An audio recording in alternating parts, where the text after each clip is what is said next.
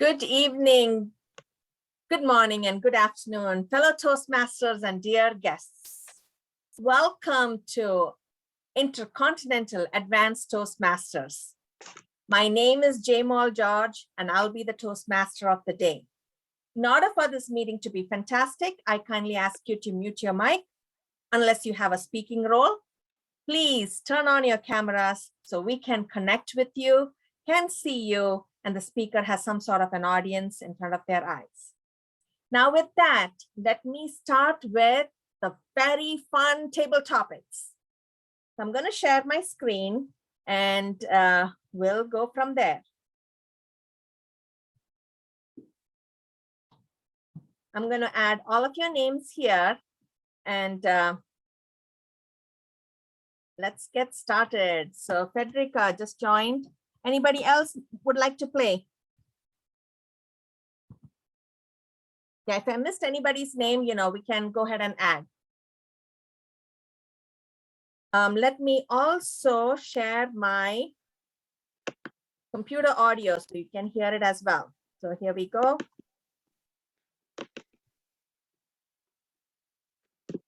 Okay, so let's go ahead and get started. Yes. So what we're going to do today is we're going to play a game called Vocal Vault. Vocal Vault is a tall tale-like table topics. The time limit is 1 to 2 minutes. A word or sentence will be given to you, and your goal is to make us believe everything you are saying. So now with that, let me spin this wheel.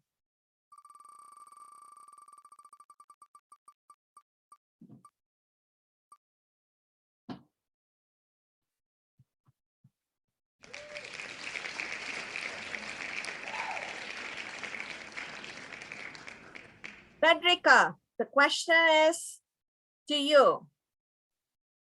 I'll give you a word. Flying car. Make us believe everything you're saying. Flying car, Federica.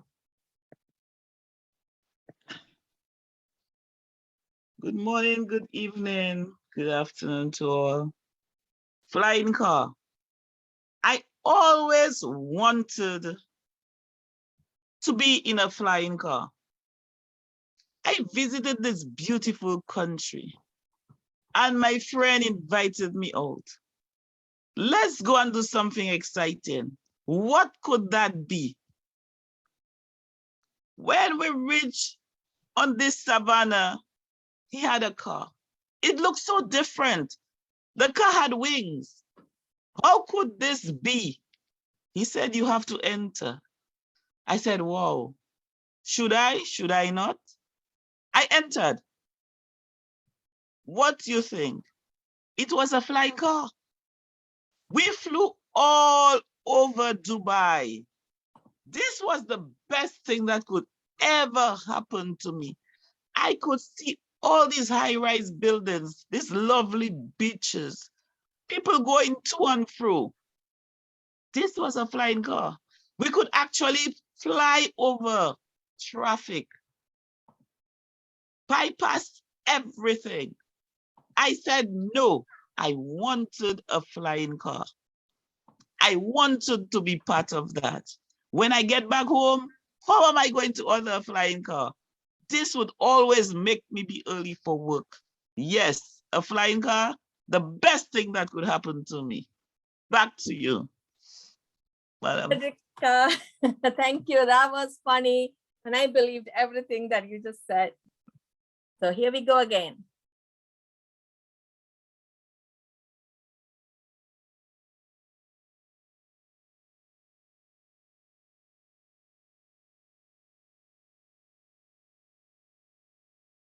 Kevin, glasses that make you invisible.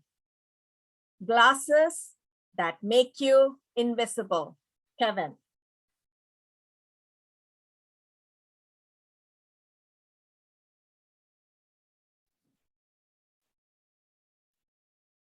What is the worst thing about wearing glasses? For those of you who have glasses, you know what it feels like to drink a hot cup of water and see nothing. Hey, I'm here to tell you, what if there is glasses that can turn you invisible so that you don't get to see your glasses either? Right here. This one right here, I can tell you. You can see me right now, right? It's just because I'm turning it off. But if I turn it on, that is when I drink that cup of hot water. You won't get to see me. I won't get to see myself. And boy, does it work like a charm. I'm turning it off right now is because I look fabulous and I want you to see my fabulous self. But if I do this, you know that I will never disappear in front of you. That sounds like a line I can use next time I try to get girl. But here, back to it. What is the most amazing thing? That is, I get to wear these glasses not only to that cup of hot water, but also to the shower, where I don't need to worry about not being able to see where to open that water because I don't have my glasses on. I don't get to see it. I don't get to see that cloudy glasses. I don't get to see myself. Not using it to pee. I repeat, not using it to pee. Just for my own convenience. Back to you, J-Mo. Thank you, Kevin. That was funny. I really want those glasses. Okay, so the next question I'm going to ask is to Amy. Amy, walking up. Amy, the question is, waking up on Mars. Waking up on Mars. Amy. Thank you, Madam Master Gemma. Waking up on Mars. Wow, that's magnificent. That's a totally new world. I always want to go. And my dream come true. What I've seen is a totally different land. The temperature is a little bit high. I guess it's like a 45 degrees. So I feel a little bit not that comfortable. Also, I found some very interesting animals I've never seen before, and they are so friendly. And I want to make friends with them and play with them. And also, there's so much things to explore in this planet. I really can't wait to know more. Back to you, Gemma.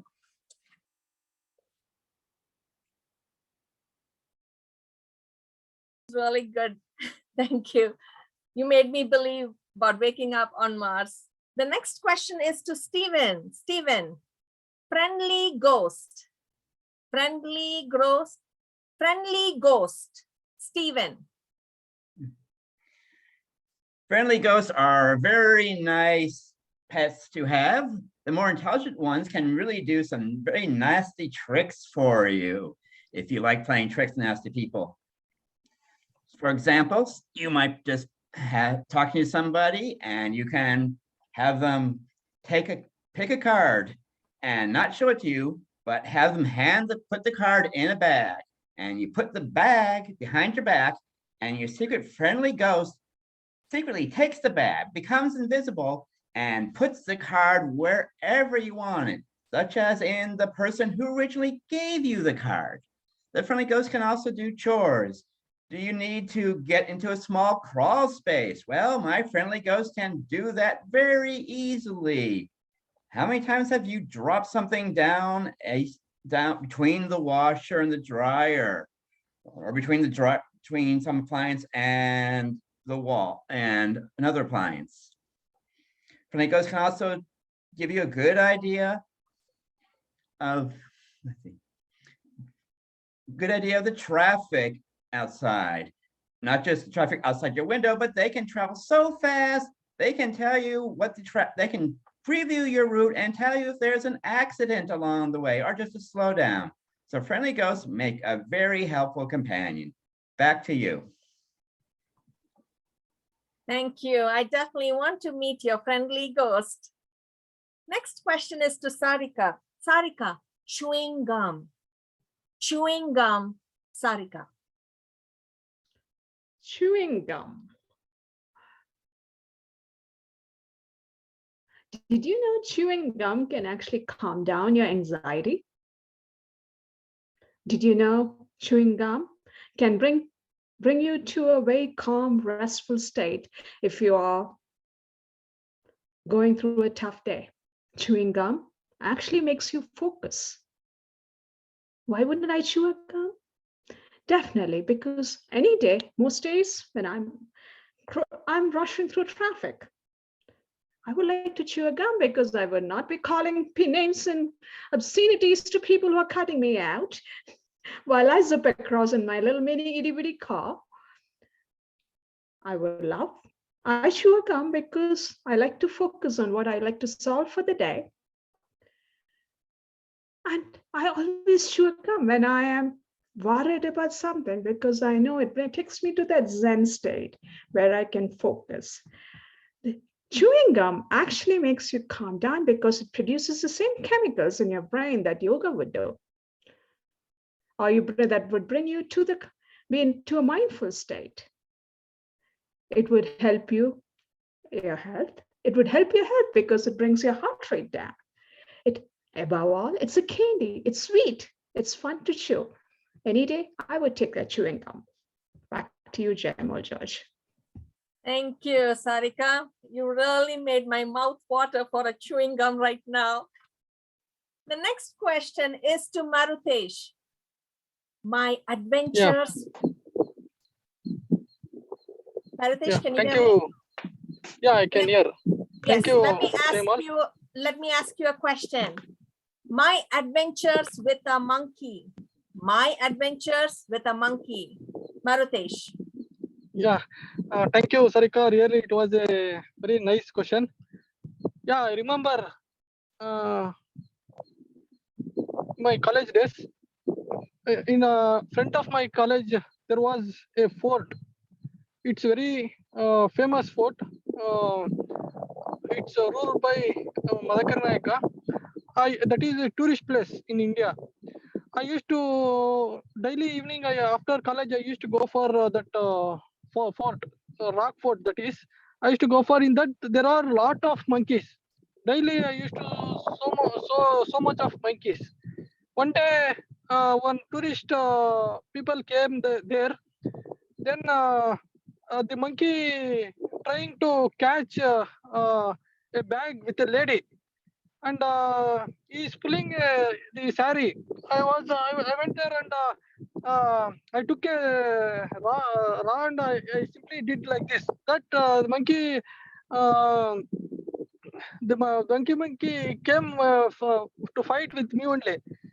Then I had some granite. I used to take some granite to eat.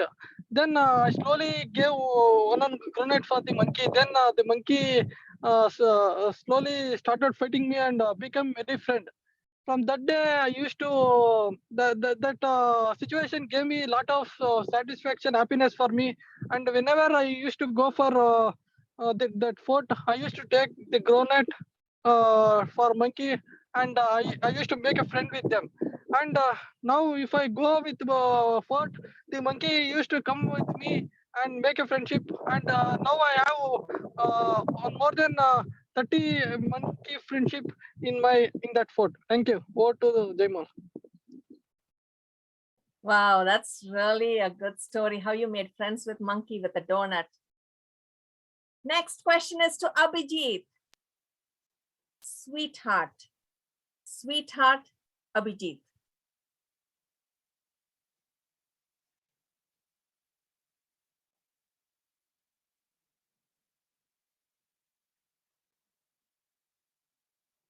It was 2 months ago. I was on a phone call with this amazing lady. Whenever we start talking, the topics just flow. The one thing which I know is we are connected at some level, at a very deeper level in a spiritual way. So we have great respect for each other. And that's why the conversations are just flowing, and we have to watch the time. Because one day I had this meeting at 10 o'clock and I didn't realize the time was passing. It was like 10:22. I remember, I realized, oh my God, my meeting has been 22 minutes. And it's all because of the sweetheart lady I was talking to. It's just fun. It's like when we connect, something creates some nice bond with each other. And that's something which I enjoy. That's something which she enjoys. So it's something I want to cherish for the rest of my life. Back to you, Gemma. Thank you, Abhijit. That was awesome. When you connect with the sweetheart, time just flies and everything looks so beautiful.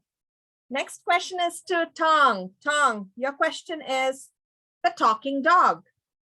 The talking dog. Tong.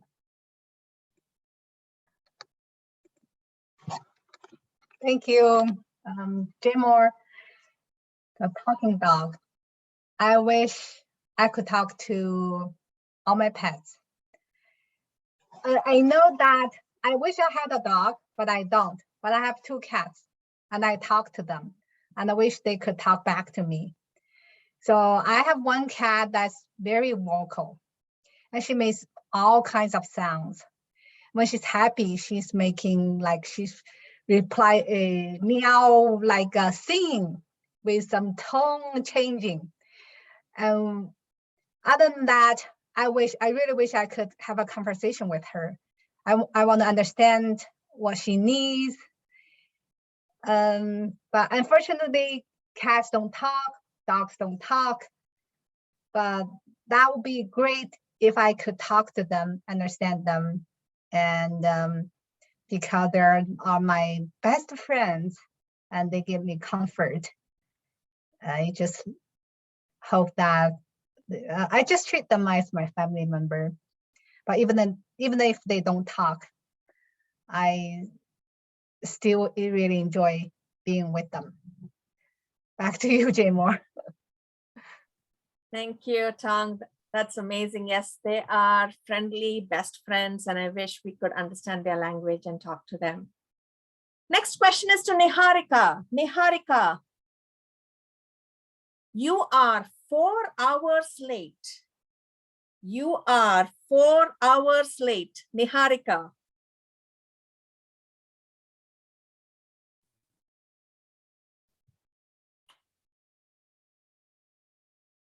I'm late to the meeting, so this question well suits me today. Yeah, if I'm 4 hours late, obviously the event is about to end. And I don't know why have I gone there. But yeah, being 4 hours late and have reached there, I would obviously do something good because I've spent the time going to the venue. So if the event gets over, maybe I would.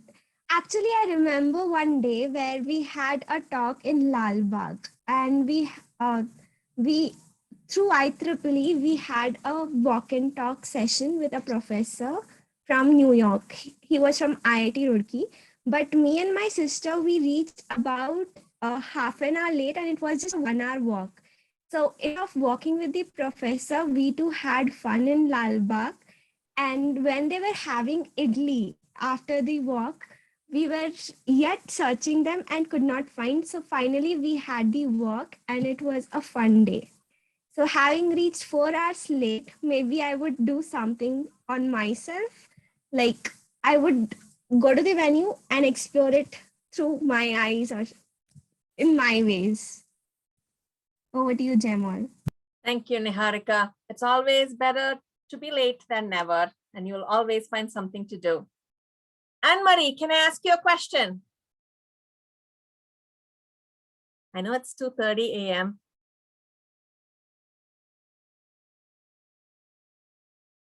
Okay, let's We have some more time. Let's do one more round. Frederica, can you hear me? Well, you have me. Yes, I can hear you. Okay, I'm Let's gonna do it. ask you one, let's do round 2. Fast track to stardom. Fast track to stardom. Frederica. Difficult question. I cannot do this one. Give me another question. A wild ride. A wild wild ride. A wild ride. Some people can be so inconsiderate when driving with them. I decided to take a trip with my husband to the country. I never love driving with him when he is busy. This road meanders, up hills, down valleys, and it can be rough. He knows I am afraid of these narrow roads. What a wild ride he always wants to give me. These are always memorable rides, but are they good? No. Going through these valleys, up these hills, you always have to horn at every corner. Here comes this big ride. He crashed right into the ride. That was one of my worst days I ever had. Yes, I was not hurt as bad as I thought I should, but I was bleeding from the head. A wild ride. That's what it caused.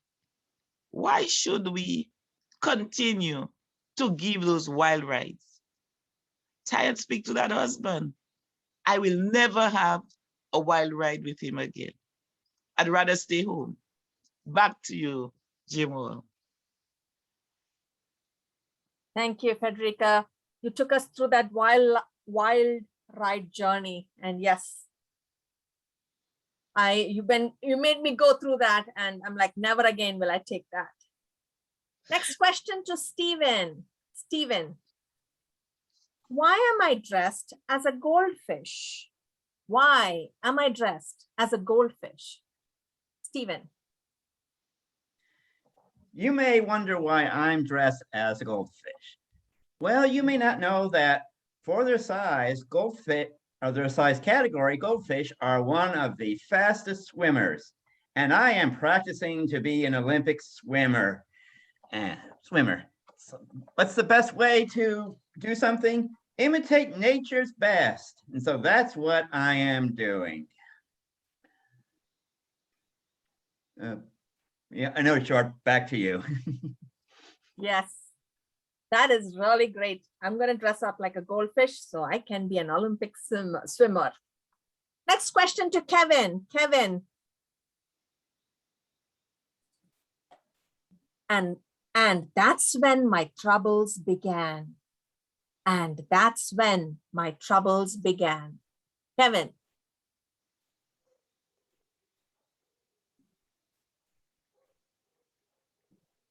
I don't know how many of you know the term gotcha game, but it is a very simple idea. You have some kind of resources in the game that you earn, and then you use that resource in order to roll something like a dice, except the outcome of the dice will give you the character, it will give you different characters. And you have a rare chance to get a rare character. Now that sounds all nice and well, except when that chance of getting the character that you want is 0.07%. That is when the problem began. Oh, when you start that 10 roll, 20 roll, 30 roll, 40 roll, 50 roll, it's fine. 100 roll, not to that expected value yet. 200 roll, oh, things are starting to look thin. 300 roll, I'm running out of resource, but I can buy it with real money. That is when the problem began. $100. Still can't get it. $200. Why can't I get it? $300. What am I doing with my life? I don't know, but I want to get it now. And so $500 gone. And when my mom knew that, that was when the problem began. Back to you, Jamo. That's funny. Thank you, Kevin, for sharing the story. Sarika, campfire. Campfire, Sarika.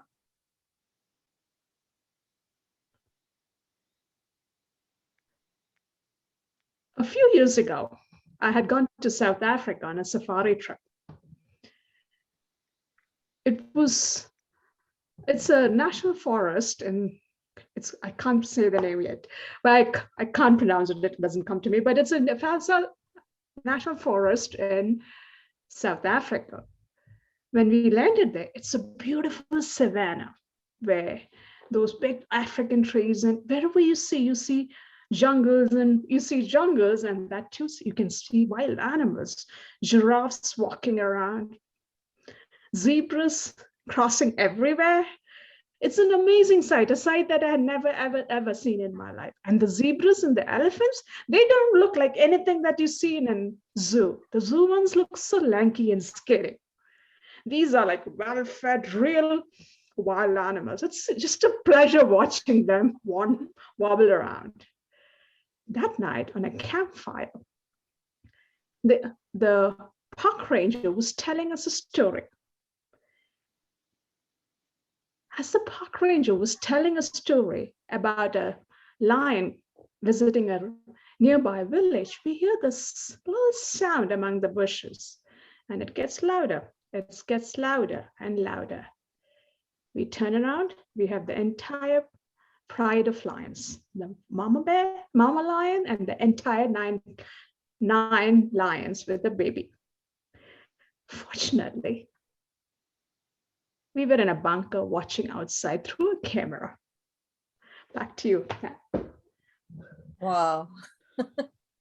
That is scary. So looks like our special guest is here. Dennis is here. So we can end our table topic session. Wow, Santa Claus is here. So let me introduce him before I give the control to him. So here we go. Our table topic session has come to an end. Now let's move on to our much awaited session. Our esteemed speaker needs no introduction.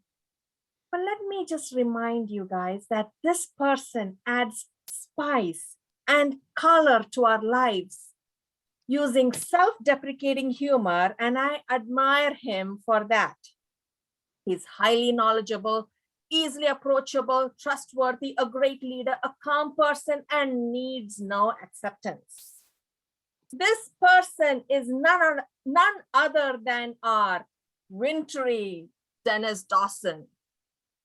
Dennis Dawson is an egotistical loudmouth who persists in entering contests and occasionally wins them against all odds.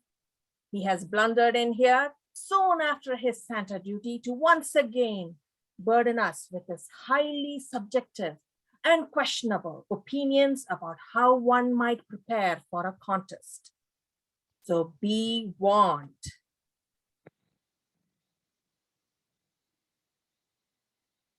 Please join our hands together and help me welcome past district governor, district champion in the humorous tall tales and evaluation contests, two-time distinguished Toastmaster, Dennis Dawson, with his presentation, Prepare with Purpose. Yay for me. All right. Let me make sure I've got my windows so that I can see everyone. I still can't find you. Oh, well. There we are. I hate the way it messes with your windows when you go into Zoom. Here I am, and we will talk. Well, let us talk about how to prepare for a speech. And we call this prepare with a purpose. When I was in college, every Friday evening, the student government officers would play basketball together. Now, I was not much of a basketball fan. I wasn't much of a basketball player, but I really loved our basketball session because afterward, we went out for beer and pizza. And if I was slow reaching for my wallet, the people that had more money than I were pretty receptive to the idea that they were going to pay for me week after week. So I was willing to go through the trial of the basketball in order to get to the beer and pizza. Now, every time we would warm up, people would just go running around and try crazy hook shots and shoot the ball from center court. But the dean of students pulled me aside. He said, Dennis, don't be like those guys.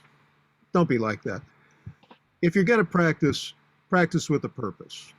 Go underneath the hoop, and when the ball misses, grab it and put it in. So that's what I did. I grabbed the rebounds, jumped up, and stuck them in the hoop again and again. I did this every time during the warm-ups. After about 2 months, guess who became the highest scoring student government player? Now, okay, this is the student government guys. These were not basketball professionals, but I started to be the high scorer. Why? Because I had practiced with a purpose. I'd actually stood under the basket doing what you do in a basketball game. And this is my message here. If you take nothing away, if you want to be a contest winning speaker or anything else in the world, when you're practicing, practice as if you're going to be in that competition the very next day. Always put all of the effort in every time you rehearse, every time you practice, if you want to eventually be a winner.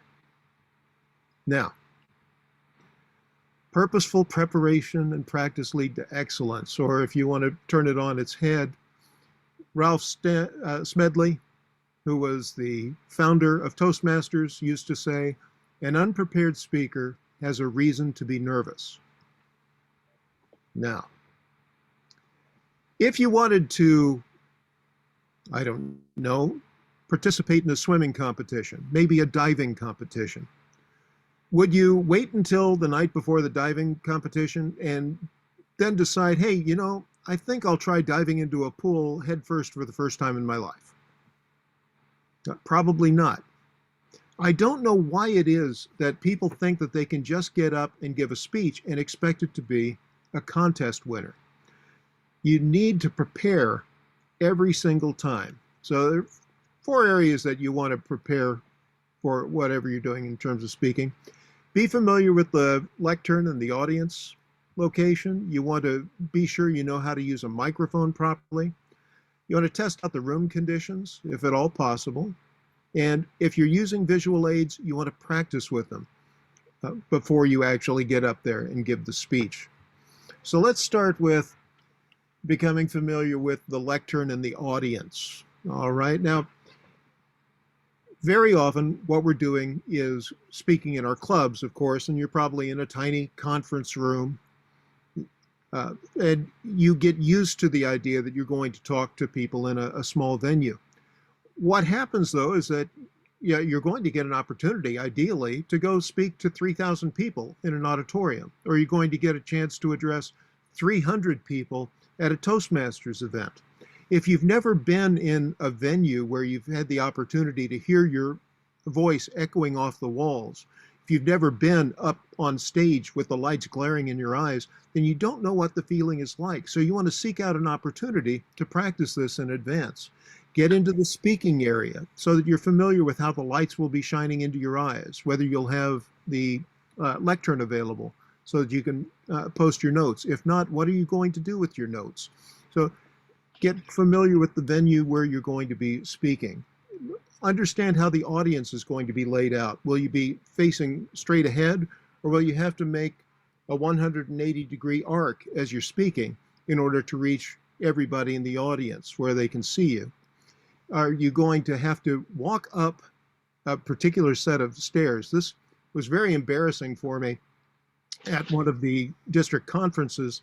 I was getting up to give a lightning talk, and they introduced me, and I went running up the stairs, which were really slippery. And I fell flat on my face as I was getting up there. The microphone flew out of my belt. I had to put it all back on. And meanwhile, my slides had already started running and I had to catch up.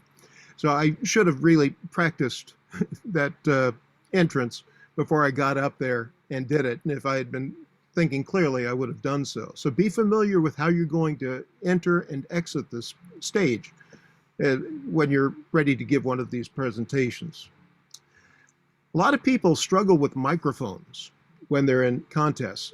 You may have seen this. Somebody gets up there, they've got a lapel mic, it's clipped to their tie, and every time they move, it rustles against their shirt, and you could hear it as they move.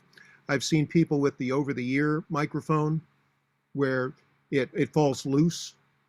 If you are a woman in a contest, very often you are at a disadvantage because men typically wear blazers. If a woman doesn't think about wearing a blazer, very often the dress that she's wearing doesn't have a comfortable place to clip the microphone. So you want to know what microphone is going to be used in the contest. You can ask in advance, and be sure that whatever clothing you wear is substantial enough to support the microphone when it's used. You want to use a microphone anytime you're talking to a group of over 100 people. And I've made this mistake. I've said, oh, I don't need a microphone when I'm talking to a big crowd because I have a big booming voice. But when you get up there and you've got all those bodies, they absorb the sound. So even though you think you're being very loud and you're reaching the very last row, by the time it gets there, it's been sucked up by all of the hair and wool and everything that's in between you and the people at the back. So you definitely go ahead and use a microphone, even if you don't think you have to. And then if you're talking to old people like me, I'm 62, I have probably 75% of my hearing still, but it's difficult for me to understand people sometimes when they're talking. Microphones really help. Very often the room that you're in will have poor acoustics as well, where everything echoes off the back, or the other problem is if the room is absolutely dead, it catches the sound and keeps it from echoing. And that can make it difficult to hear people, so microphones are good to overdo that. If you're going to be speaking for a long time, using a microphone is going to prevent you from straining your vocal cords as well, because having to keep your voice up and loud the entire time can get to be very fatiguing. You also want to be sure that you know where the microphone is going to be located in terms of your orientation with the audience. If it's going to be off to the side, you need to prepare to speak off to the side, or you have to arrange for them to move it into the center of the stage. And you'll usually want someone else to do that for you rather than going up on stage, grabbing the microphone, dragging it to a new position and adjusting it. It's just not a good look for someone who's getting up there to give a conference presentation or speak in a contest. You also want to know about the room where you're going to be speaking. Again, very often we get used to speaking in our clubs and we're not familiar with the larger venues. Is the temperature going to be right?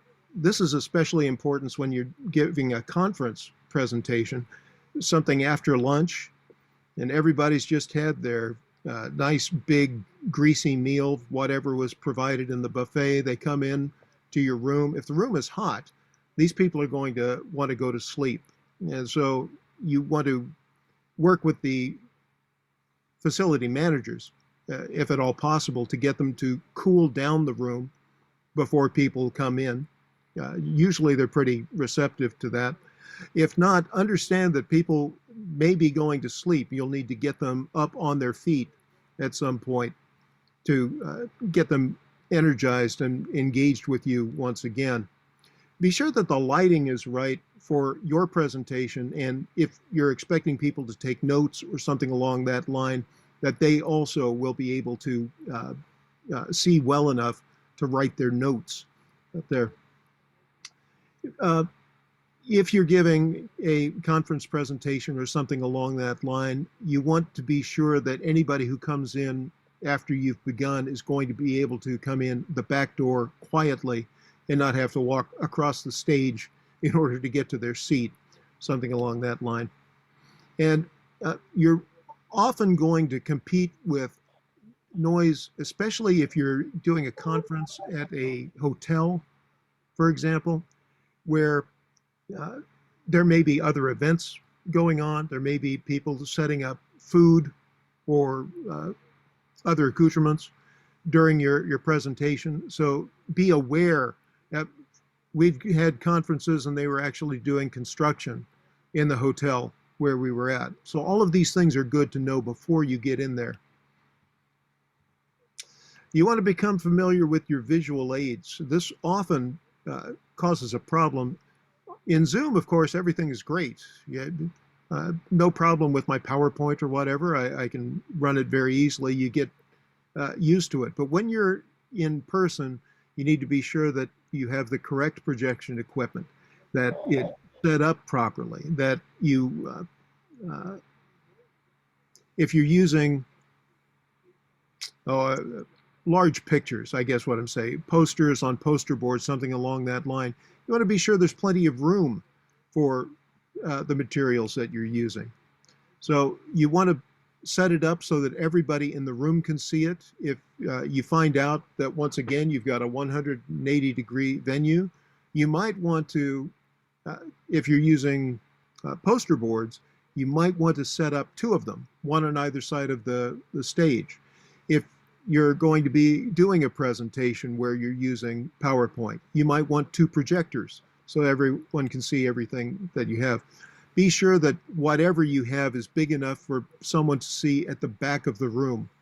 A lot of the venues at this point now have got monitors in the front and then midway back. And that works out very well. But if that's not the case, you want to be sure that you have nice big graphics and nice big text that's easy to read. Now, you want to be sure that you're familiar with Zoom if you're still doing Zoom contests. I believe all of the contests are going to be online this year. So your background should be neutral, if at all possible. And if you're speaking in your home with a neutral background, don't have your bookcase in the background that's got, you know, a bunch of Looney Tunes over here and controversial political topics over your shoulder on the left, because you're going to lose the judges as they're watching you speak. A plain background or a simple background, perhaps one that has some,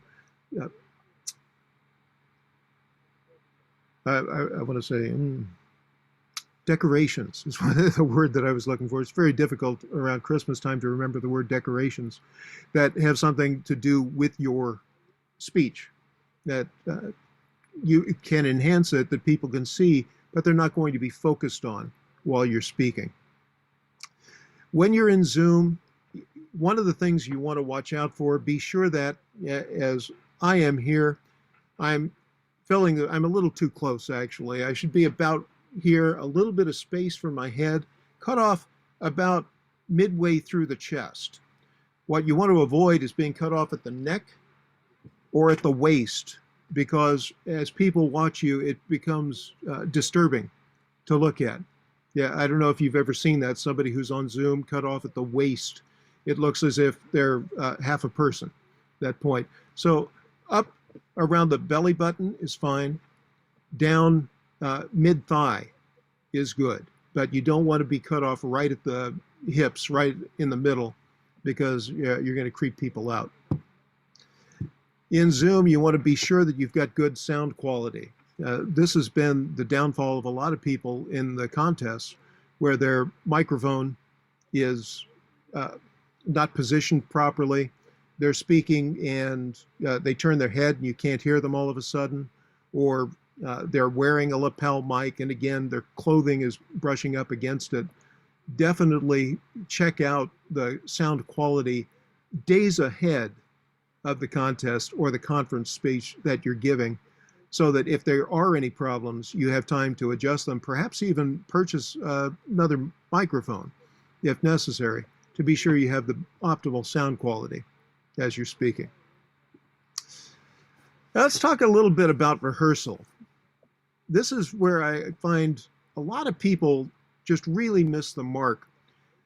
When you go to the area contest, you should be ready to win the district contest, unless you're in the international speech contest. If you're in the international speech contest, when you go to the area contest, you should be ready to win the international. Now, why do I say that? How many times have you been to an area contest and the speeches just aren't very good? I see this all the time. Very often you'll see somebody get up there and they give an okay speech, and because all of the other speeches aren't very good, they win. And then they think, oh, now I should start working on my speech for real. No, no, you need to be well rehearsed as you're speaking. You don't want to just memorize the speech. Memorization is a great start, but what you have to do is keep working on your speech then, so that you can blow it and recover, and no one knows that you made a mistake. That takes double or triple the preparation. If you've ever seen somebody giving a speech and they stop and you can watch them rewinding the tape back to their last anchor point there, it's because they've memorized it, but they haven't worked on it until they can blow it and recover. So they rewind in their head. They may even repeat one or two sentences at that point just to get back into the rhythm, and then they continue. That's fine. If you want to avoid that, you have to go well beyond just memorization. Now, when you prepare your speech, always write it out completely. Some people say, oh no, I like to be spontaneous. You can be spontaneous if you've written it out completely. If you haven't written it out completely, then you're going to actually just be talking off the cuff. This speech is not supposed to be something that is right off the top of your head. It's supposed to use eloquent language. It's supposed to use a variety of adjectives as you're speaking. If you don't write it out ahead of time, then you're going to start using Donald Trump superlatives. We had a great time. We went to this great place. We had a great meal. After they served the spaghetti, they grated some cheese on the spaghetti, and it was greater that they grated the cheese on the great and greater spaghetti. Everything was great. We had a great time. Yeah. If you haven't written it out in advance, then you're going to use the same word again and again as you're speaking. So always write it out, read it to other people, let them come back to you. Look for ways that you can enhance the language before you start to memorize it at that point. You want to, as you're rehearsing, understand the ideas of what you're trying to get across, not just the words. That's going to have a serious impact on the inflection that you use, the diction that you use, the way that you pronounce your words, your enunciation is all going to be affected by understanding the message in each sentence that you're trying to get across. This is also helpful, again, if you blow it and you don't say exactly what you meant to say. If your ideas are set in your head and those are crystal clear, whatever you say is going to stay within the theme of the speech that you're delivering. You want to have this mental draft of your speech that's well prepared and always accessible. And you do this by rehearsing whenever you have an opportunity. And we're going to talk about that a little more in a minute. This was a new one to me when I first saw this presentation. Always finish the complete speech every time you rehearse it. I was negligent in this. I would be going through my speech, I'd get maybe halfway through it and I'd realize, oh, I want to say this differently. I want to change this. I'd stop and make the change in my script then I'd start rehearsing all over again at the beginning. If you do that, you find that you have a great deal of rehearsal at the start of the speech, and it gets less and less rehearsed as you get toward the end. And of course, you want the end of your speech to be the most impactful part of the speech you're delivering. So every time you start your speech, get into the habit of always finishing it, and that will help enhance your ultimate presentation. I talk about 7 levels of rehearsal. And when you are serious about going into the International Speech Contest, serious about winning the district contest, you want to be sure that you've rehearsed as much as you possibly can. This is your hobby as you're coming into contest season until you either win the whole thing or you lose at one of the earlier levels. So the first kind of rehearsal, I do it first thing when I wake up in the morning. Very often I just lie there in bed and go through my entire speech, start to finish, silently there. If I get up and get into the shower, I'll practice my speech in the shower, and then I'll be able to say it aloud. I won't be disturbing my wife or anything like that. I very often will practice my speech when I'm out for my daily walk.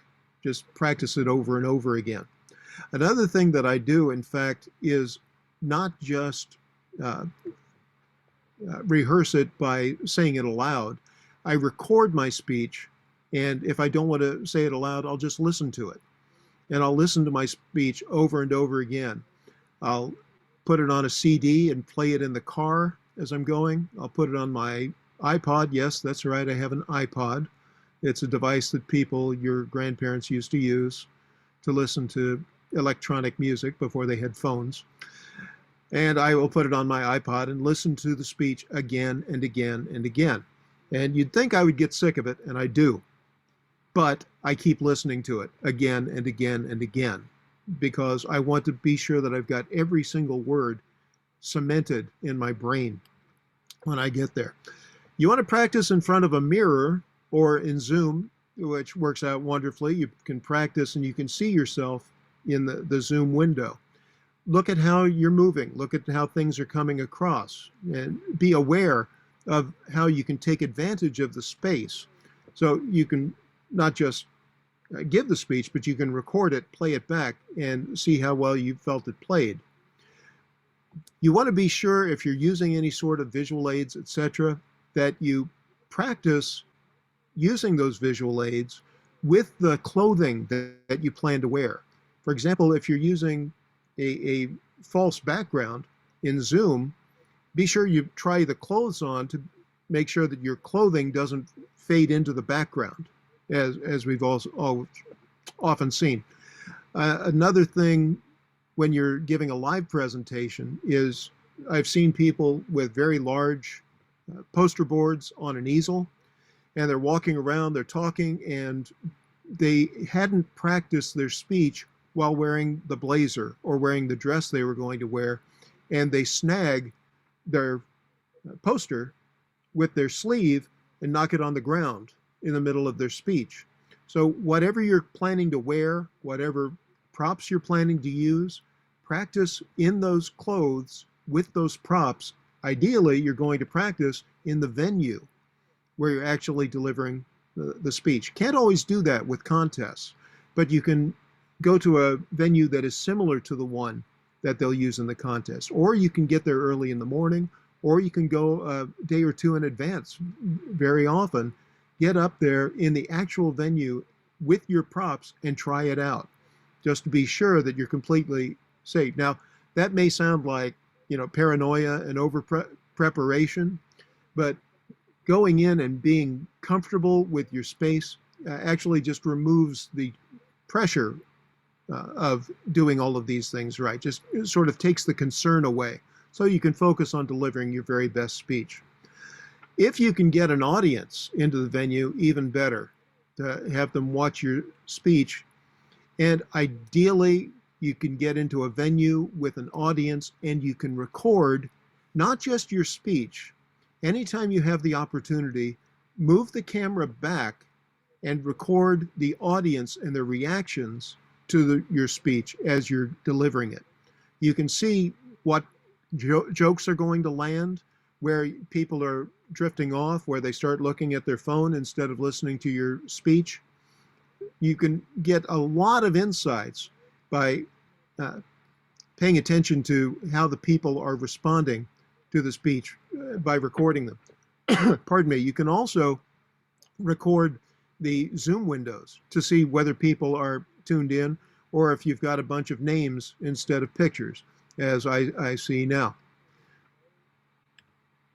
All right. Zoom is actually a boon, and it gives you the opportunity to record yourself.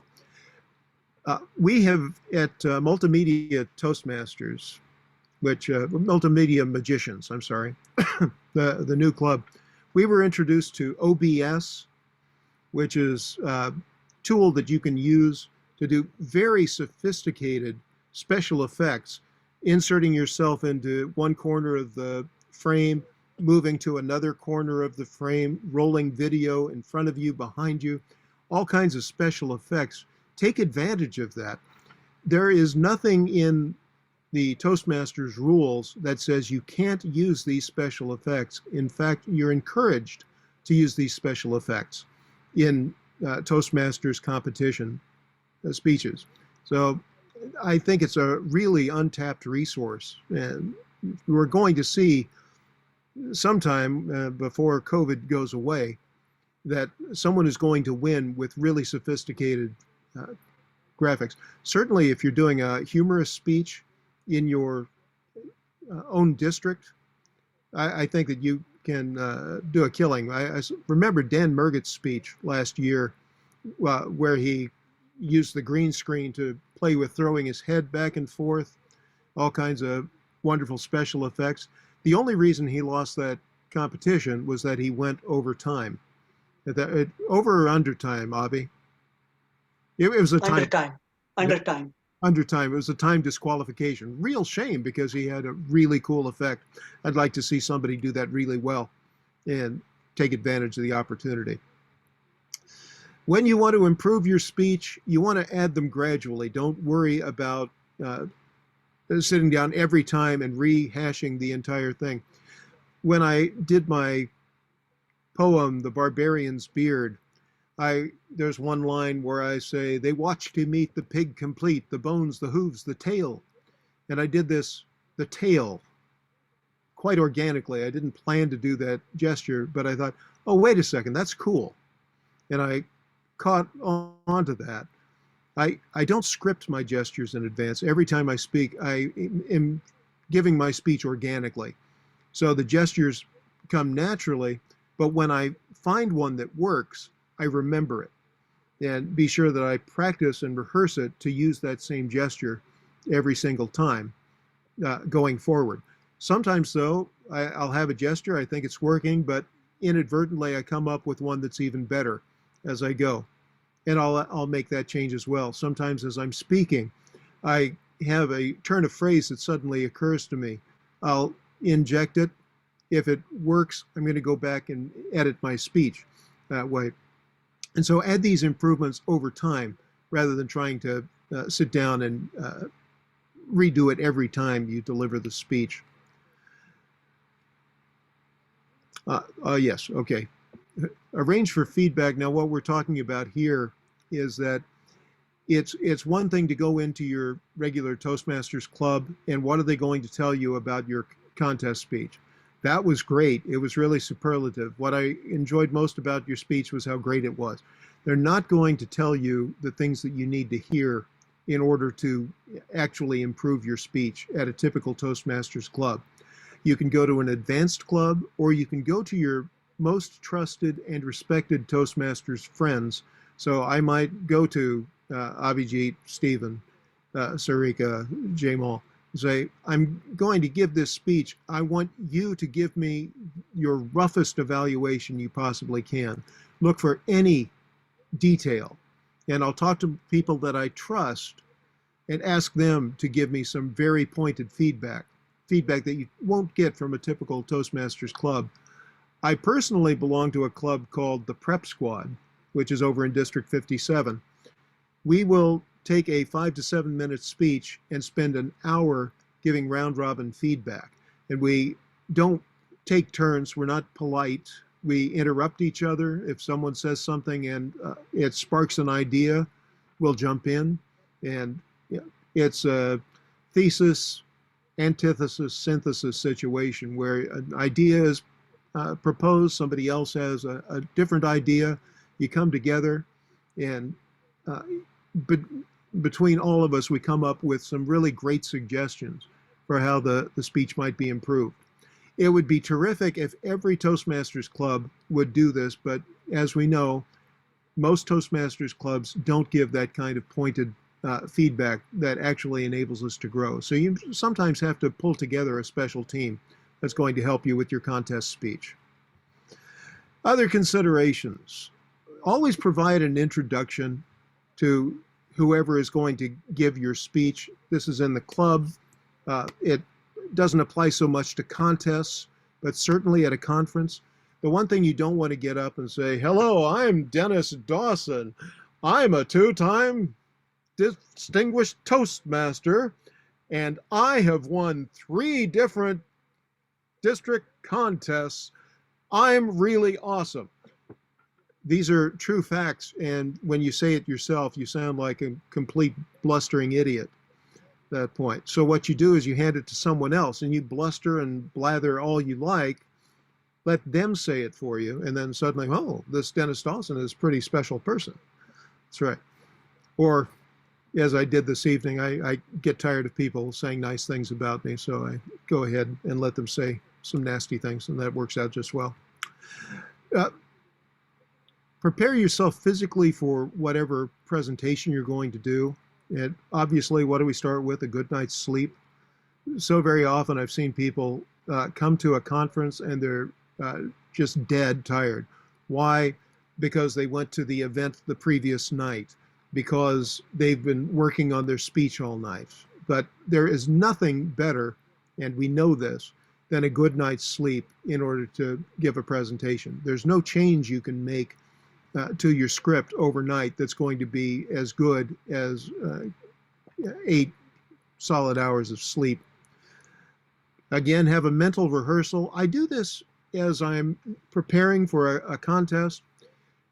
Generally, and this is what I do in a live contest, is when I'm backstage, they're about to introduce me, I stand on my tiptoes and bounce on my heels and build up my energy. And I say to myself, this is my opportunity to give the best speech. I don't care about winning so much as I just want to be sure I stick the landing. I want to get out there and give the very best version of my speech, give them the very best version of myself. These people want me to do well. They want to hear a great speech. I'm going to deliver it to them. And I say those affirmations to myself again and again. When they say, and now Dennis Dawson, I come out on the stage and I'm actually energized and ready to go. So psych yourself up for giving people, and always remember, in any contest, it is true, no one in the audience hopes that you'll get up there and tank it. Nobody is hoping you'll get up there and be terrible. Even if they prefer someone else, even if they came to watch their daughter in the contest, they want you to be good, and you want to be good for them. So keep that in mind as you're speaking, and it actually takes some of the pressure off as you go. All right, those are my blathering ideas on what you can do to prepare for a speech. I am more than happy to take questions, or you can make me stop talking.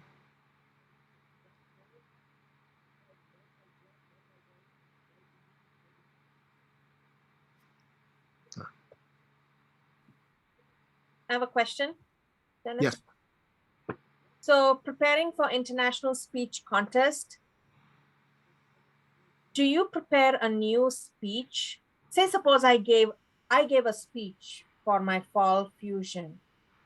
Can I repeat my speech again? That's a really good question. The answer is absolutely. You can repeat speeches. I won the Tall Tales contest in District 101. I had been to the finals in District 4 with the same speech and didn't place. I did my humorous speech in District 57. I took second place. I did it in District 101. I took first place with it. Did you know that even your regular speeches that you give in your Toastmasters Club don't have to be original every time? There's the one obvious lesson with the evaluation where you're supposed to give the same speech both times. But only in Toastmasters do people have the notion that you're going to give a speech one time and throw it away. If you're preparing to speak outside of Toastmasters, then you definitely want to repeat the same speech again and again. And if you have a speech that you think really has potential to win the district, absolutely do it again. You're not going to have the same judges. Most of the people won't have heard it before. So that's mine. And by the way, I like to mention this. As you're preparing for contests, winning a contest is really cool. Obviously, I enjoy the competition. I enjoy getting the trophy. It's great. When I first joined Toastmasters, I went to a contest. And I had trouble getting to the contest because I couldn't get hold of the area governor. I didn't know where the contest was, and I didn't know the exact date. I had to talk to the district governor, as it turned out. I'm sorry, the division governor, to find out that information. I went to the contest. I happened to win, but I said to the division governor, hey, how do you get to be one of these area governor people? Because I don't want other people to go through the same hassle I went through to come to this contest. I would like to run contests better. And that's when I learned how to be an area governor. You say, oh, can I? And then they say, yes, yes. And they grab you and they force you to be an area governor, even if you don't want to anymore. So, and I talked to an international director, Tevis Thompson, at that point. I say, I don't know if I really want to be a district officer, because if you're a district officer, you can't be in contests. Now, what he's told me is that if you are a winner of a contest, you're going to impress 300 people for 10 minutes, and they're going to forget about you after that. Maybe you inspire them a little bit. Maybe somebody will say, wow, that was a really great speech, but you're not going to do anything life-changing. If instead you put your year into being an area governor, two things happen. One, you have an opportunity to actually have a real impact on people's lives. You can change people's lives in Toastmasters. And as you go around to the different clubs, it's surprising. I had a fellow one time, he was telling me that the club that he attended regularly was kind of a downer. It was very low energy. And the reason it was failing had to do with the way the club was being led, that they were very rigid about the rules and very strict about how things were run, to the extent that it made it less fun for everybody. And I said to him a platitude that I'd heard 1,000 times: if it ain't fun, it ain't Toastmasters. That's all I said. He took that little gem back to his club and said to everybody, if it ain't fun, it ain't Toastmasters. And 70% of the club immediately said, well, we're going to have more fun. And the fun people took over at that point, and the club was re-energized, came back to life. Again, all I did was say something that I had heard 1,000 times before. This guy takes it back to his club, energizes the club, and then 2 years later, he became the club growth director in the district, where he had been thinking that he was going to quit Toastmasters. So as a district officer, you just have an opportunity to impact people. The other part of being a district officer, you get lots of opportunities to speak. Every time you visit a club, they're going to ask you to stand up and say a few words. You're going to say pretty much the same few words every time you get up, and you're going to hone that speech and improve it over time. So if you really want to improve your speaking skills, I encourage you to become a district officer. It's the best opportunity you'll ever have. But yes, repeat your speeches all you like. See, I remember the original question. There we go. Okay.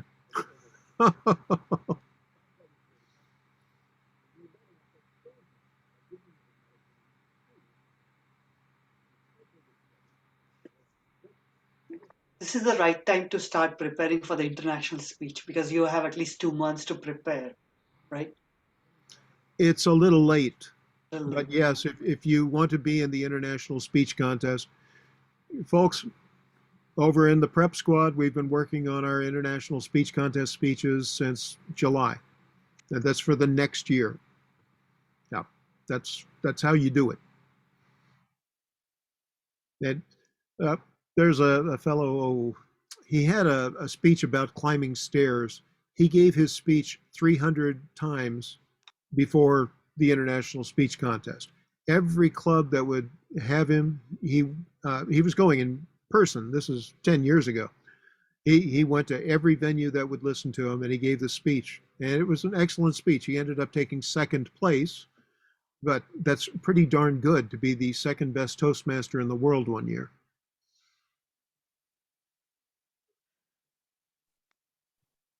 I have a question about improvements. I took part in the Fall Fusion, and I took opportunity by going to every club and giving my speech. That it really improved my speaking because I was able to speak from my memory. But I always get feedback, and the evaluators would say, do it this way or do it that way. That is not funny for me. So I kind of end up with, do I change this? Do I change that? And I kind of get messed up as to how I change. And I know you mentioned make changes gradually. So I wanted to ask you about it. How do you make changes when evaluators give you suggestions to change and you feel like, that's a good idea? Oh, well, if you think it's a good idea, you work into it. Usually for me, someone will make a suggestion. I'll go, yes, thank you. Thank you for your feedback.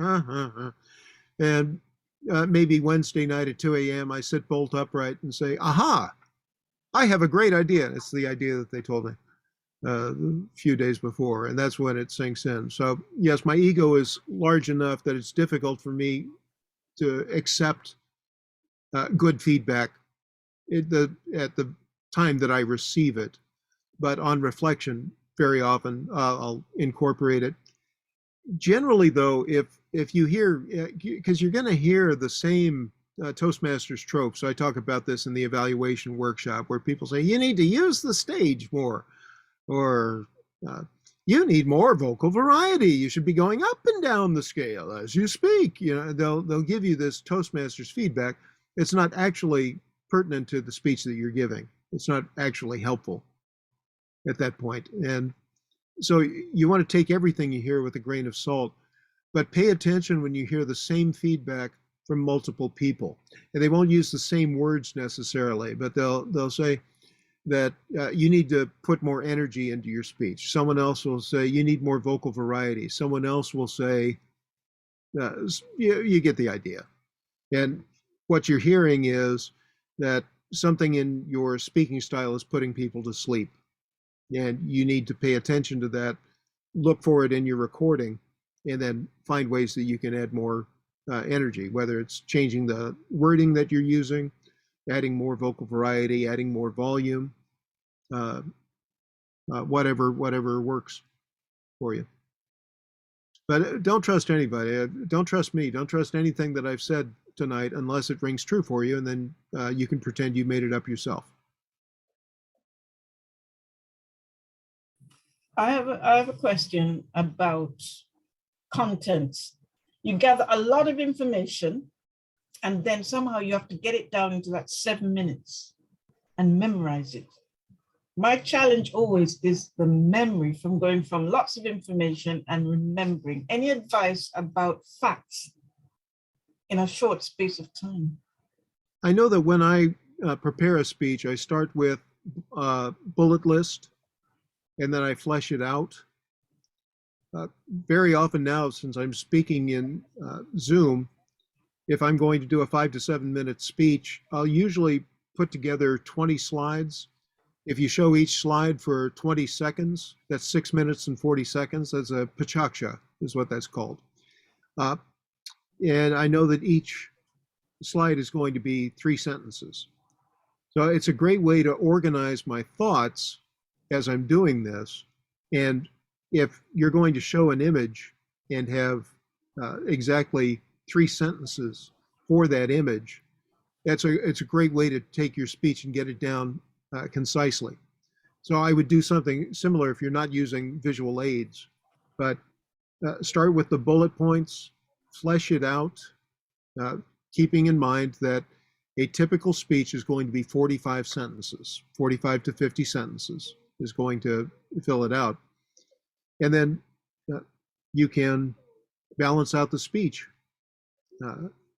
with the notion that you're going to spend 5 sentences on your introduction, then each of your main points will be 10 sentences, and then 5 sentences for your conclusion. Makes it a lot easier to come up with the skeleton of your speech at that point. And then it's going back and honing over time. I tell people that the only difference between my writing and anyone else's is that I rewrite 7 to 10 times the speeches that I give in a typical Toastmasters meeting. When I go for a contest, I'm going to rewrite that speech probably in the neighborhood of 100 times. Going in, making small tweaks, in some cases, changing sentences, always shooting for the 5-minute mark, not the 7-minute mark. I want to keep the speech as short as it can possibly be while I'm getting all the information across, while I'm being as impactful as I possibly can be. Yeah, your audience will love you if you get up there, you make them laugh, cry, kiss $6 goodbye, and you do it within 5 minutes. As long as they see the green light, everything's cool.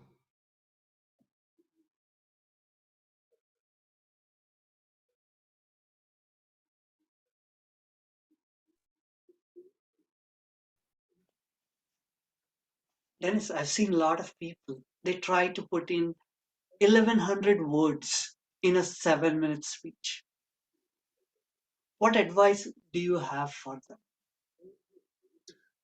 A 5-minute speech is 625 words, or you can take a 1 page with 1-inch margins, single spaced, 10-point courier is 5 minutes. It's 1 page. That's why writing a speech is no big deal. It's 1 page of information.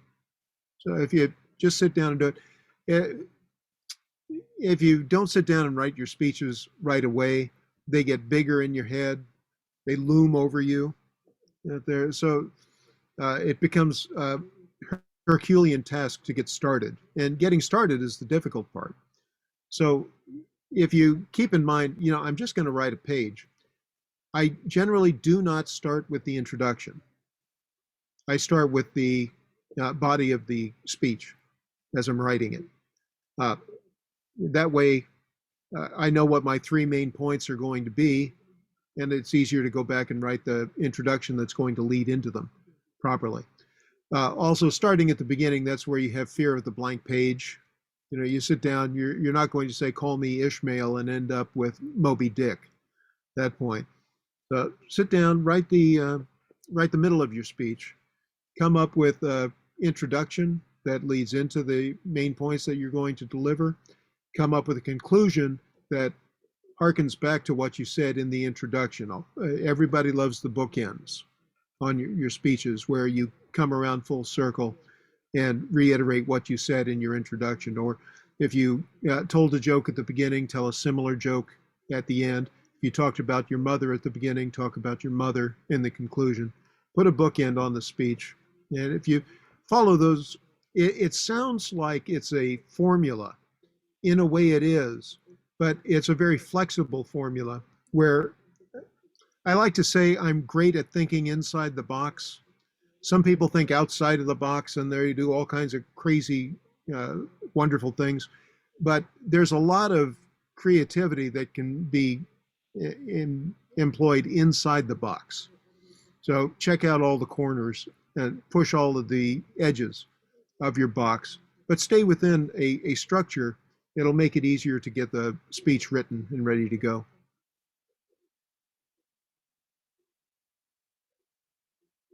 Is that enough of me? That's enough of me. Yes, yes. Okay. No, Jim has a question. Oh, okay. No question from me. Okay. I have a question. When it comes to the title of the speech, how do you put is there points for getting a catchy title? And I had hard time figuring out what the title of the speech should be. Any thoughts on it? Well, if it's a humorous competition, you definitely want to be sure that you have a humorous effect in your title. When I gave my speech, My One True Love, to introduce me, the Toastmaster had to say, Dennis Dawson, my one true love. My one true love, Dennis Dawson. And I would get up and say, well, thank you, Madam Toastmaster. I think you're pretty cool yourself. So you can take advantage of that. I promise you, at some point, I'm going to try an ISC speech that is two-time winner of the International Speech Contest will be the title of my speech. Dennis Dawson, two-time winner of the International Speech Contest. Two-time winner of the International Speech Contest, Dennis Dawson, which is absurd because you can only win it once and then you can never compete again.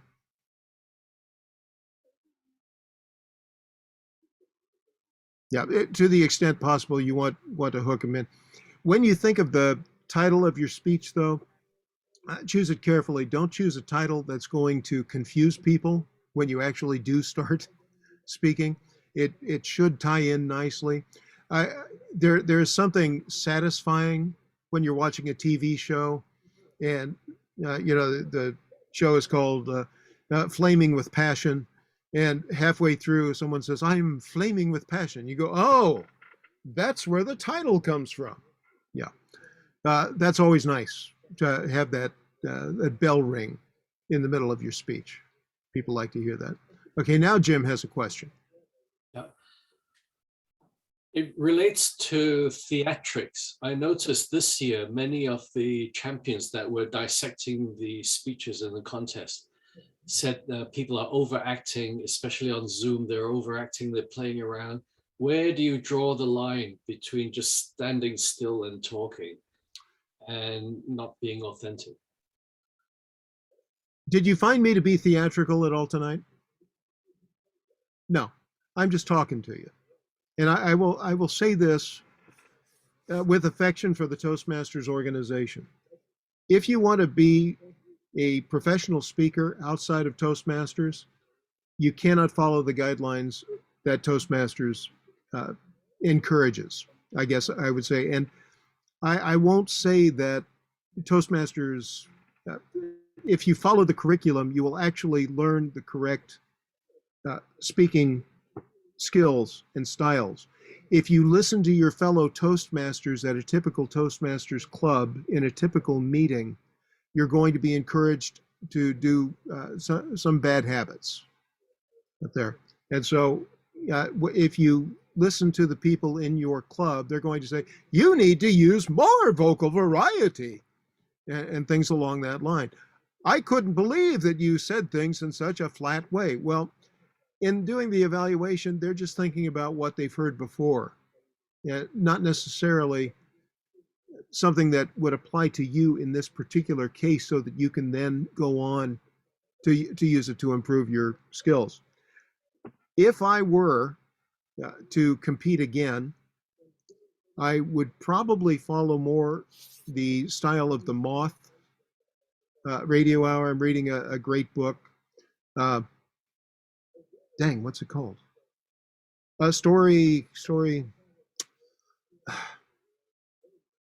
Storyworthy is the title of the book. Storyworthy. And it's a fellow who's a multiple-time champion of the Moth Story Slam. But his point is that you would never tell a story in front of an audience that you wouldn't tell at a dinner with two intimate friends. And you would tell the story exactly the same way that you tell it to two intimate friends at a dinner table. And going forward, that's the kind of storytelling that I want to do. Now, certain stories, certain speeches lend themselves to a certain amount of theatricality. But what was really telling is the woman who won this year, the International Speech Contest, she came across as being insincere. It was obvious that she was acting at certain places. And I certainly did not choose her as the winner of the contest this year.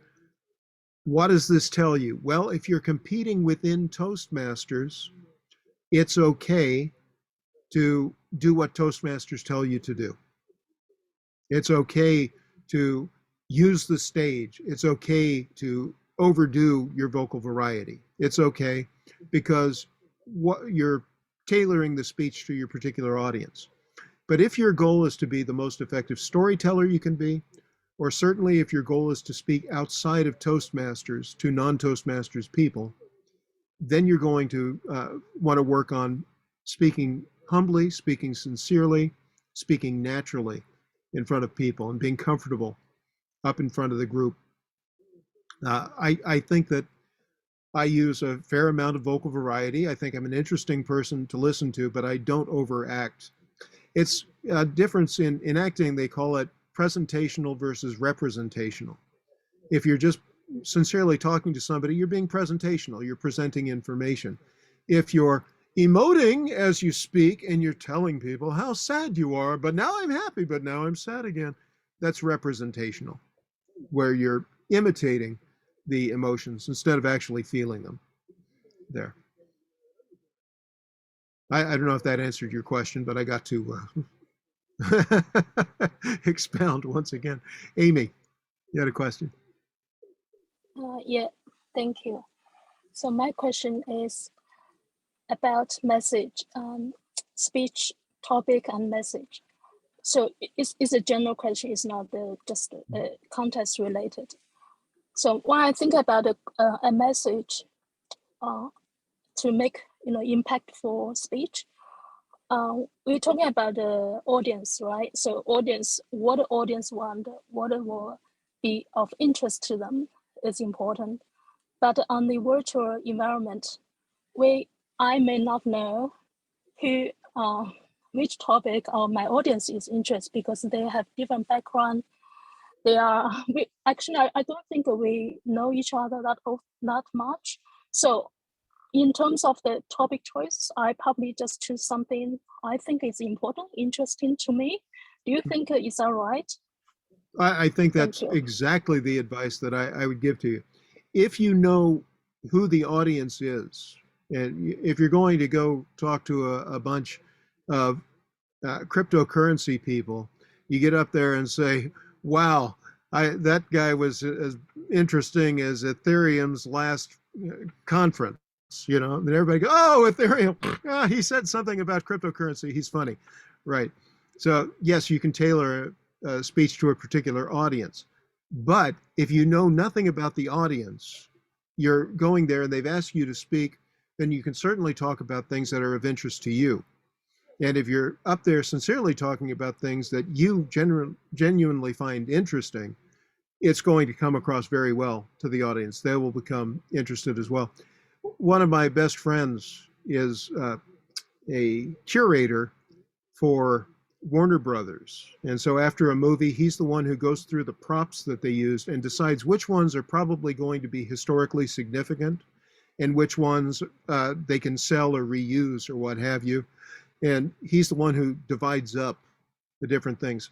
What I love about EJ is that he is a very interesting person, but the reason is because he's a very interested person.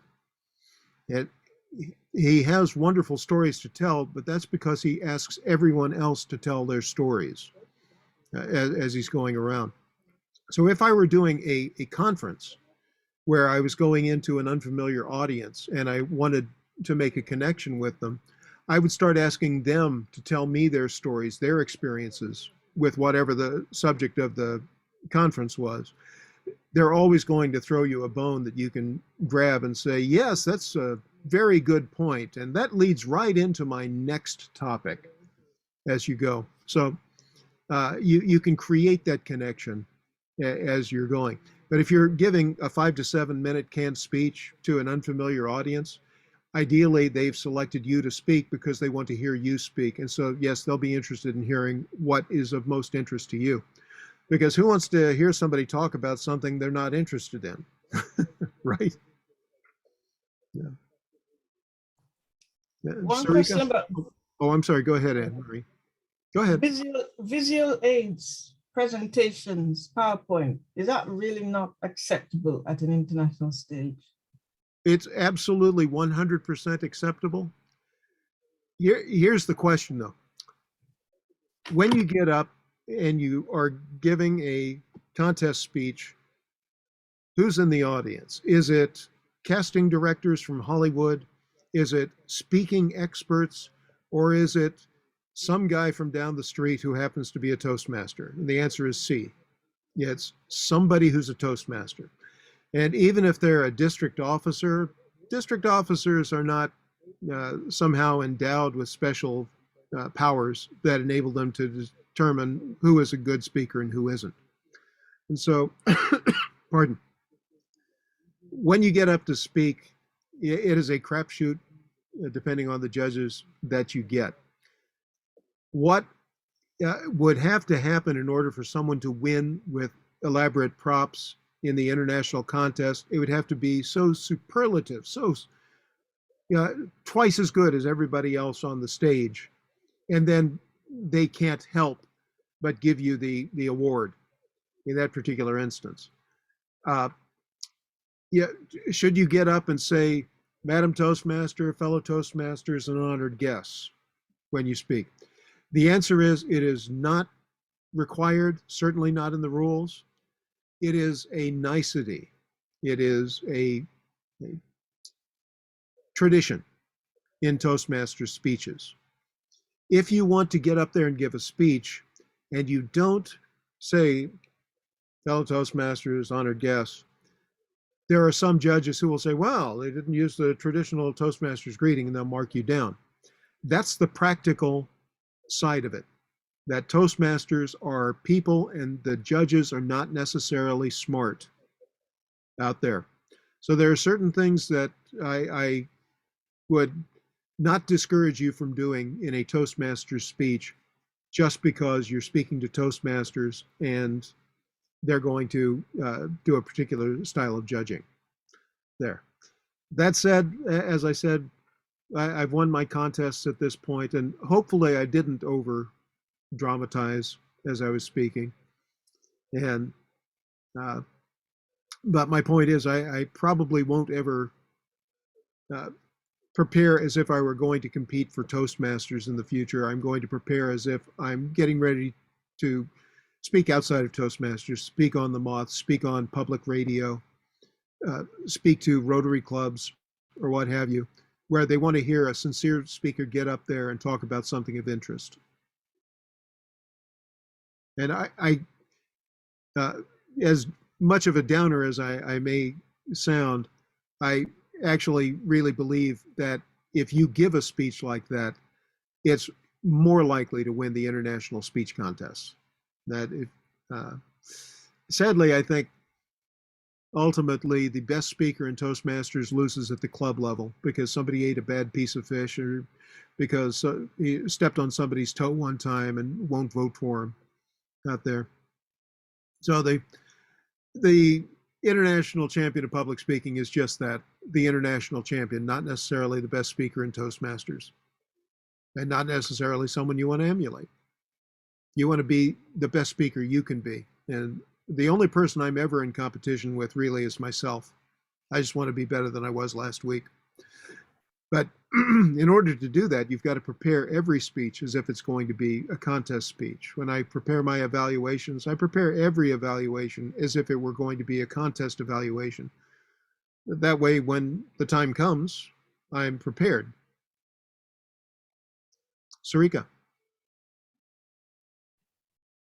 I'm one of those speakers who try to jam 1,100 words in a 7-minute speech when I started. I learned my lessons the hard way.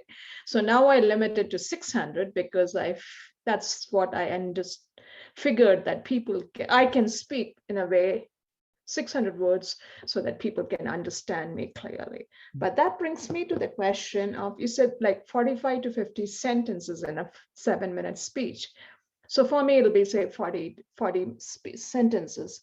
So that brings me like 8 sentences for the body, 8 into 3, that 25 sentences for the body paragraph. So my question is it, should we, each paragraph, it's very difficult to put 25 sentences to convey the entire body of the message or the message of the, that's one thing I struggle with. That's why I'm wondering how to fix that. You can start by writing out everything that you want to say, and then you look at it and say, how can I say this one sentence? Not the whole thing. This one sentence, how could I be more concise? There. And start trimming that way. Another great way to do it is take it to a trusted group of friends. You know, again, I've got the prep squad. Get everybody in there with a red pen and have them help you. Very often, it's simple things like in order to could just be to. In order to eat a banana or to eat a banana. So you take out in order, bing, you got some words out. There's simple things like that, but there are also ways that you can combine entire concepts, merge them together and express 6 sentences in 2 and actually have it be more impactful. But that's where you get together with trusted friends. Thank you. I'll explore that. Yes, thank you. Because I struggle with it because I've condensed my speeches. Well, I am sure I've told you before, when I sat down to write my icebreaker speech for Toastmasters, it was 6 pages long. And that's when I found out that a 5-minute speech is 1 page.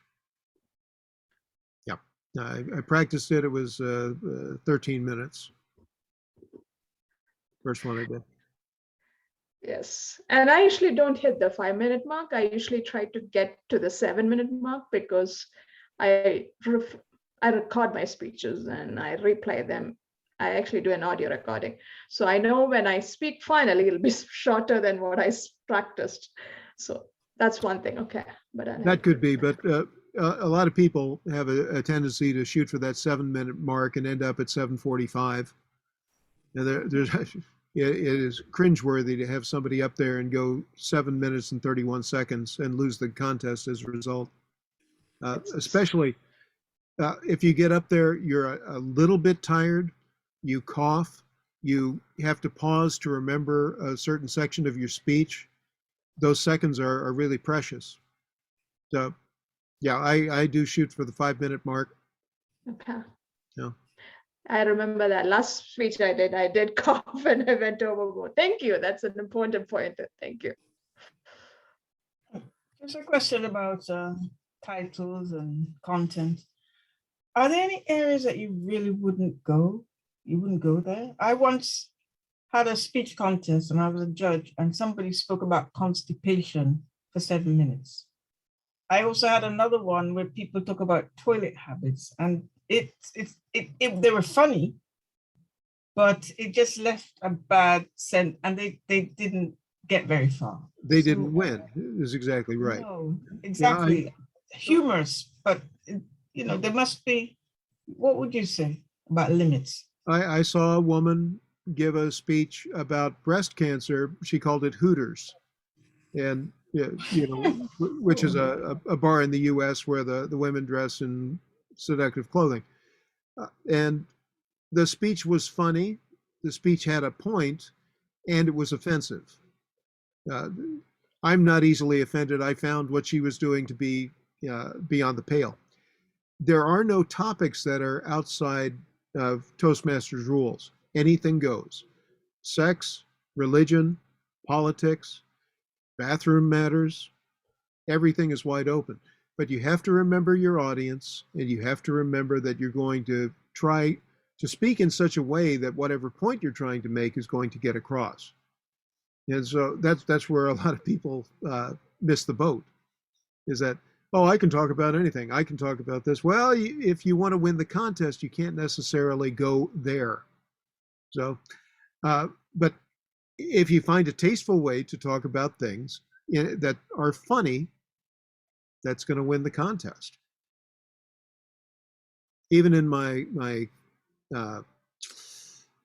one true love, I talk about how her hair flew up my nose and she ended up taking away my DNA out there.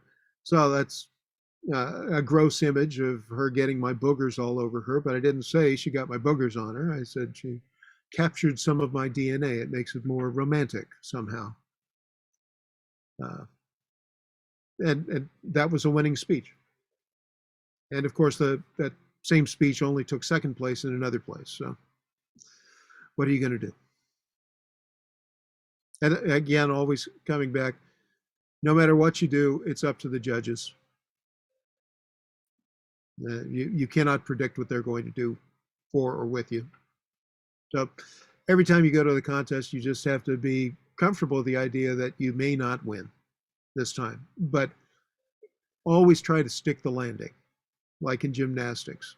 It doesn't matter whether I win or lose, as long as I've given the speech the very best I can, and ideally the very best to date. Typically, I find that's true of me in contests. The pressure of the contest, the audience, the environment, everything comes together, and I'm able to give a better presentation for a larger audience than I can for a smaller group in a conference room.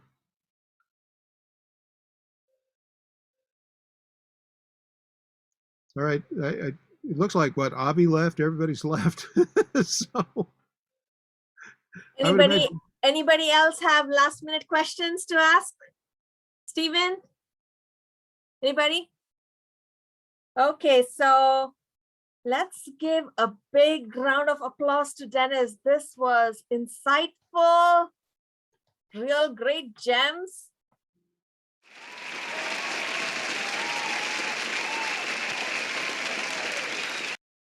Thank you, Dennis. Great session today, and we learned a lot.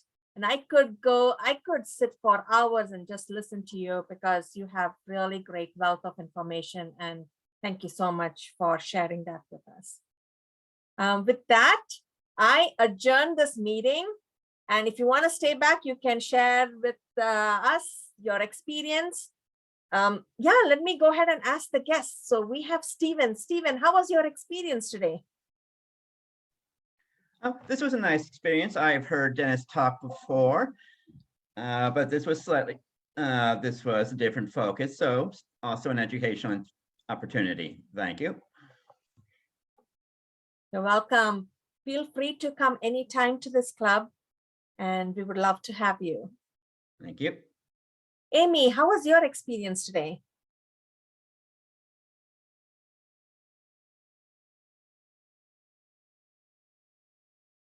I can't hear you, Amy.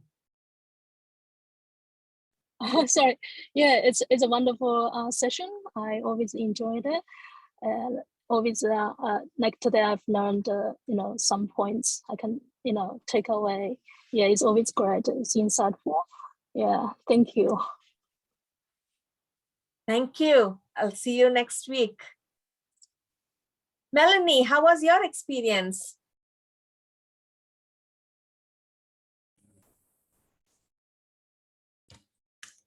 Hi, everyone. Thanks for having me. Always learn a lot from your club.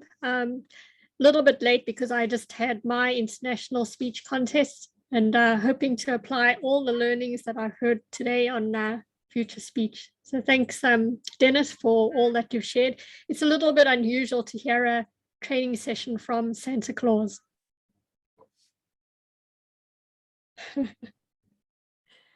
Thank you. Thank you so much, Melanie. It's great to have you. And I hope to see you next week. Anybody else? The floor is open. Anne-Marie, how was your experience today? Well, I'm really the walking dead at the moment. I look alive, but Dennis, you definitely kept me on my toes. Thank you very much. I've been up since 2:30. It's now 5:30 in the morning. So it was a challenge staying up, but I thank you. It was inspirational. And I have definitely got some gems to take away. Thanks. Thank you, Anne Marie. Frederica, how was your experience today? Great. I enjoyed every bit. I stayed awake. So Dennis did a very good job and I learned a lot and I will apply it to my speeches, got very good nuggets to take away, not just for me, but to my other clubs. Thanks, Dennis, for a job well done. Thank you.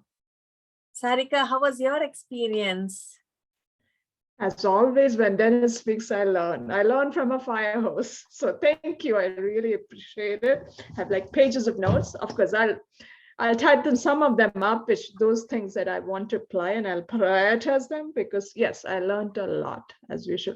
One of the things I have to say, Dennis, I like the elves behind you. At first I thought, what's the dogs moving behind him? Is that the dogs? Nope, nope. They've got A to make video. 17,000 more of these trains between now and December 24th. So Oh, I don't even think of them anymore. Is that a video you're playing at the behind? I'm sorry, what? How do you do that? Is it a video? It's a video background. Yeah. okay. So I, first I did, go ahead. I came directly from my visits via Zoom with the children tonight. So I had 8 separate visits. They're 15 minutes each. And I just talk to the kids. It's nice because when I'm sitting Santa in, real life, the children come in, they're plopped on my knee, we take pictures, and then the parents just want to leave. That's all they're really concerned with. And so I have to call them back. Wait, the child didn't actually tell me what she wants for Christmas, bring them back. On Zoom, it's just a conversation. If they want to take a picture, they can take a screenshot anytime they want. Or they can, what most of them do is record it on their phone while I'm talking to the kids. And it's all conversation with Santa, none of the other falderall. So it's nice, especially nice. It's for toddlers, they don't cry when we talk on, if you have an 18-month to 3-year-old, they always cry when they sit on your knee because of stranger danger. That's a normal developmental thing. Parents still want to shove the kid on your lap because they want that cute picture of the child crying. We're just going to traumatize you a little, sweetie. It's okay, that sort of thing. So no, I really like Zoom as a medium, and I've got the elves. I play sound effects, so it sounds like a factory while we're That's going. awesome. That's And fun. I agree with you. Yeah, it's really cool because I don't have a picture of my child with the Santa because when he was little, he refused to go to a Santa. He's like, it's scary. I won't go.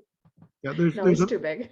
if they're like a year old, they'll just, I'm a big red chair. I'm fine. They're not afraid. But when they're old enough to realize that I'm scary, then I'm going to be scary for about a year and a half. The sweet spot is 4 to 6 years old. But as soon as a child asks any question, like, do reindeer really fly? How does Santa get all over the world in one night? They figured it out. They know what's going on. So after that, you shouldn't lie to your child anymore. At that point, you bring him into the realm of Santa, and you explain that everybody's Santa. We make it special for children. At that point, then they I can. believe in Santa. You're never too old, Dennis. Oh, I believe in Santa too. And I hope you are visiting this end of the world because I've got my sack ready. All right, never too old. Yes. Well, let me check my nice list here, Anne Marie. I just. And I'm there. I'm on there. And this reminds me, we should take a picture with Santa. Let's all turn our cameras on and let's take a picture with Santa. Let me see if I can take. Let's turn, Frederica, you also. We have a great Santa with us.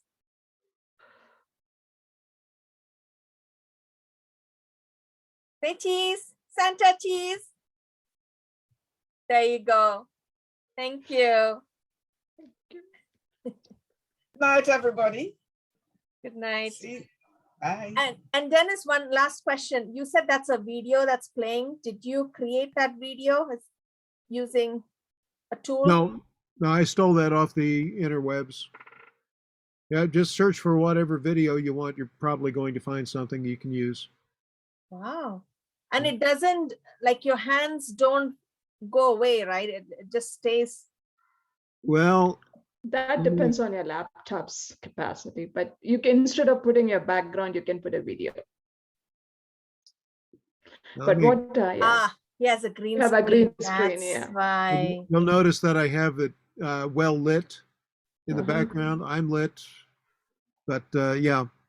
So that is why I get such a nice effect out of it. Yes, thank you for sharing. Yeah.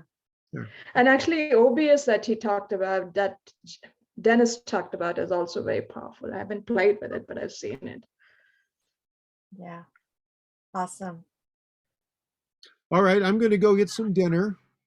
So thanks very much. Thank you. Thank you. Great session today. Night. Okay, Thank you, I'll see you Dennis. next time. See you. Bye. Bye, everyone. See you next week. See you next week. Bye. Bye-bye. Bye.